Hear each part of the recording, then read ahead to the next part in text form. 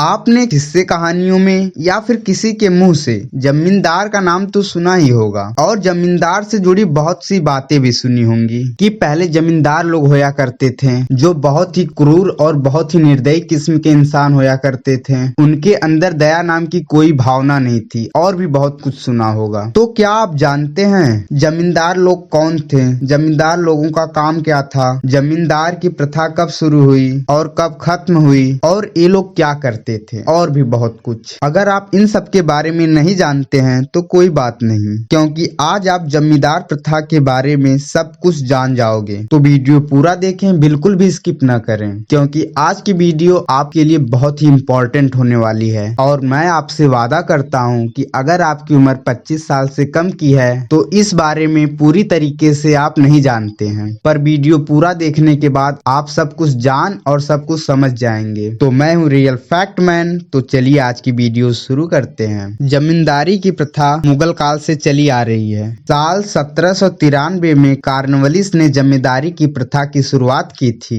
जमींदारी प्रथा की सोच तो अंग्रेजों की थी, पर इस प्रथा को राजाओं ने लागू किया था। जमींदारी की प्रथा में होता यह था कि जिस तरह से एक नगर का एक राजा होता है, ठीक उसी तरह से एक नगर का एक जमींदार भी होता था और जमींदार राजा के अधीन काम करता था। जमींदारों का काम होता था कि किसानों से कर की वसूली करना। तो अगर आप नहीं समझे तो मैं आपको अब डिटेल में बताता हूँ। साल 1793 के पहले किसान खेती करता और सारा अनाज खुद रख लेता था। वह अपने सारे अनाज का मालिक होता था और किसान अपनी मर्जी से बेच सकता था, खा सकता था या फिर कुछ भी कर सकता था। कहने का मतलब कि किसान उस अनाज का मालिक होता था, वह उस अनाज का कुछ भी कर सकता था, उसे कोई रोकने वाला नहीं था। फिर शुरुआत हुई जमींदारी की। जब भारत में अंग्रेज आए तो उसके कुछ सालों बाद अंग्रेजों ने राजाओं को लालच देके उन्हें बताया कि आपके नगर में जो किसान खेती करते हैं वह सारा अनाज खुद रख लेते हैं। तो अगर आप अपने नगर के सभी किसानों से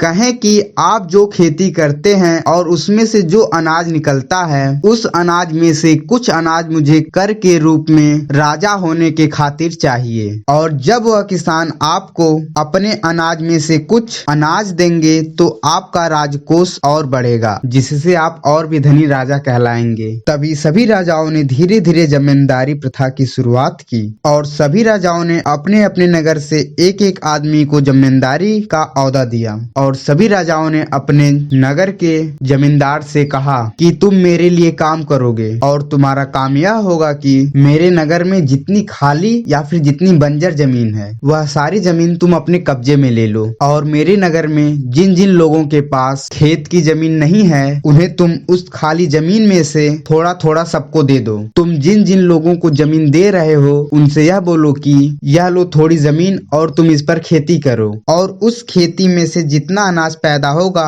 उसका तुम कुछ हिस्सा कर या फिर मालगुजारी के रूप में दोगे, और अगर तुमने उस अनाज में से कुछ हिस्सा नहीं दोगे तो मैं तुमसे दी हुई जमीन वापस ले लूंगा। और जिनके पास पहले से जमीन थी उनके लिए दूसरा नियम यह बना कि जिन किसानों के पास ज्यादा जमीन रहती थी उन्हें ज्यादा कर देना पड़ता था और जिन किसानों के पास कम जमीन थी उन्हें थोड़ा बहुत कर देना पड़ता था, पर कर सबको देना रहता था। कहने का मतलब यह है कि जमीन भले ही आपकी हो पर कुछ हिस्सा आपको जमींदार लोगों को देना रहता था, और अगर आप वह कर नहीं देते हैं तो आपकी भी जमीन छीन ली जाएगी, भले ही वह जमीन आपकी ही क्यों न हो। और राजाओं का जमींदारों से यह भी तय था कि तुम जितना कर वसूलोगे उसका 10% तुम रख लेना और 90% मुझे दे देना। और जमींदारों को यह छूट थी कि वह कर जैसे मन वैसे वसूली कर सकता है। जब किसान कर नहीं दे पाते थे तो जमींदार उनके घर खेत छीन कर अपने नाम कर लेता था और किसानों को बेघर कर देता था।